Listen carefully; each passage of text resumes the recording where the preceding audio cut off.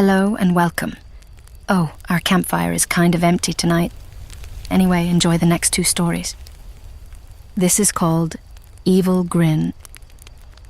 When I was 12 years old, I had a best friend named Brenda. After school, we always went to her house to hang out.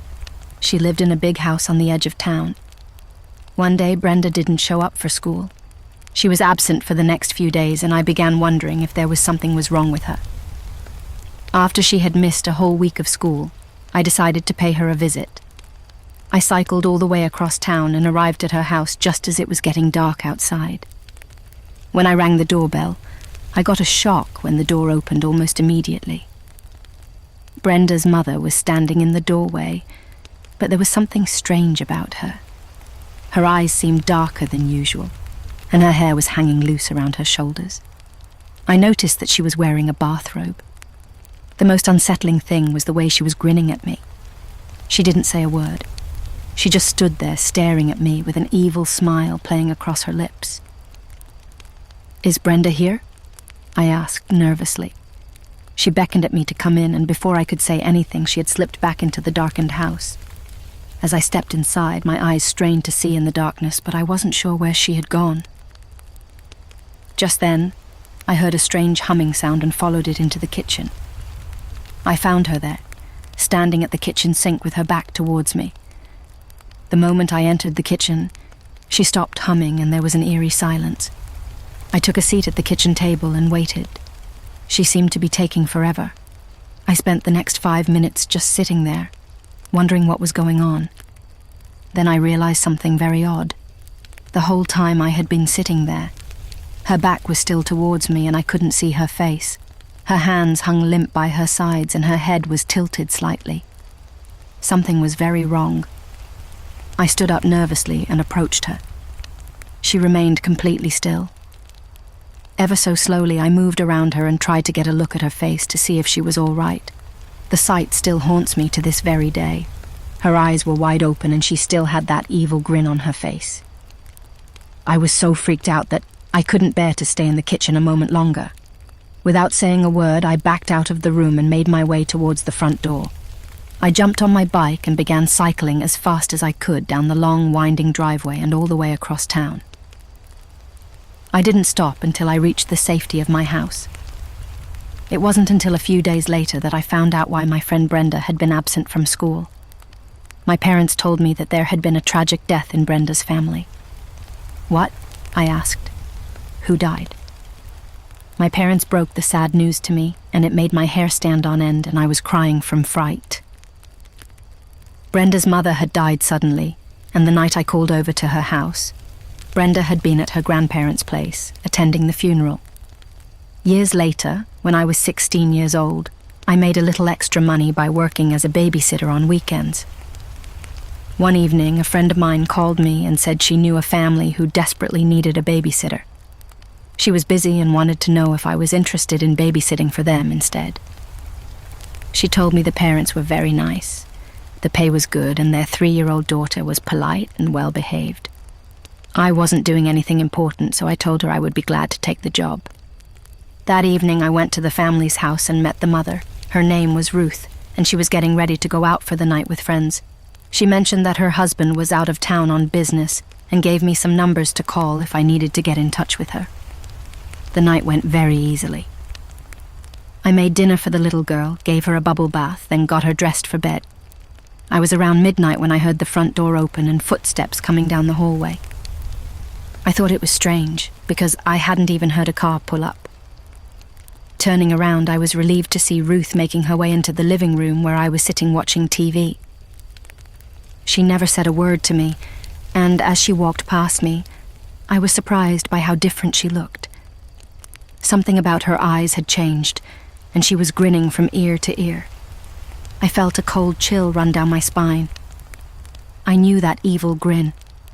I had seen it before, many years ago. Ruth sat at the dining table with her back turned towards me.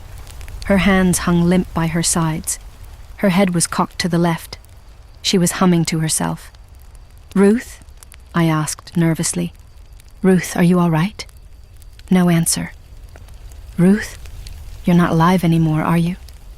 Silence. With shaking hands, I quickly gathered my things and backed out of the room. When I got to the hallway, I opened the front door and looked outside. There was no car in the driveway. All of a sudden, the eerie silence was broken by the sound of the phone ringing. I didn't want to answer it. I was afraid of what I might hear. For a moment, my hand seemed to hover over the phone. Then I lifted the receiver and put it to my ear. I already knew who it was.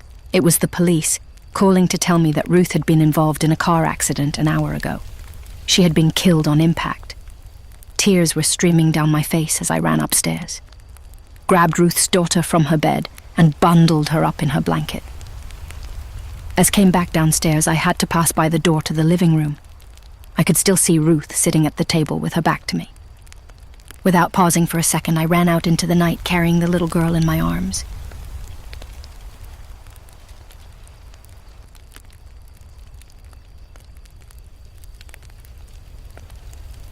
Hey, thanks for showing up, dude. The next story is called I Would Rather Die. In Beijing, China, there were two high school students, a boy and a girl, who really liked each other. They both worked hard at their studies because they wanted to succeed in life. They would always help each other with their homework, and they spent so much time together that they eventually started having feelings for each other. Soon they became boyfriend and girlfriend. When they graduated, the boy went to Nanjing University and the girl went to Beijing University. They kept in touch and maintained their relationship. They planned to get married when they finished college and have children together. But too much time spent apart can change a person's feelings. And in Beijing, girls are vulnerable to temptation. While the girl was living in Beijing, she met a lot of men. They were more successful, wealthier, wittier, and more handsome than her boyfriend. She decided to break up with her boyfriend and stay in Beijing. When she broke the news to her boyfriend that she was dumping him, he went out of his mind. He kept pestering the girl with phone calls until she stopped answering. Then he traveled all the way to Beijing to see her, but the girl was very unsympathetic. She told him their relationship was over and she had found a new love. She told him to accept the breakup and go home. In a moment of anger and desperation, the boy took a knife and cut his wrist. "I would rather die than lose you," he cried. He had some kind of crazy idea that this would prove to the girl how much he loved her and convince her to take him back. He was very much mistaken. The girl didn't even try to stop him. She didn't even bother to call an ambulance for him. She just stood there and watched as the blood drained from his body. He writhed on the ground in convulsions of pain and agony. Until his dying breath, he stared at the girl, hoping she would agree to take him back. When he was dead, she called the police and they came to take his body away. She didn't even bother to attend his funeral. Shortly afterwards, the girl discovered she was pregnant. 9 months later, she gave birth to a little boy. Before long, she was fed up with being a mother. Taking care of a child was just too much work and it was affecting her social life. When men found out she had a child, they didn't want to date her. Eventually, she decided to give the little boy to her mother so that she could raise him instead. She didn't like her baby much, so it wasn't a difficult decision to make, and she found her life was much more fun without him. However, her mother insisted that she visit the boy 1 weekend per month. One night, the girl drove to her mother's house to visit her son. She only planned to stay there an hour or so, and then she would head back to Beijing to spend the evening with her new boyfriend. When she got to her mother's house, she saw the boy sitting in the front garden.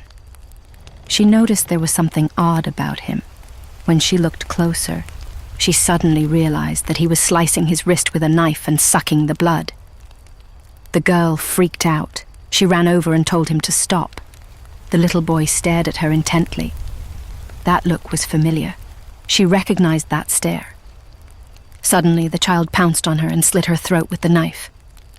"I would rather see you die than lose you," he cried.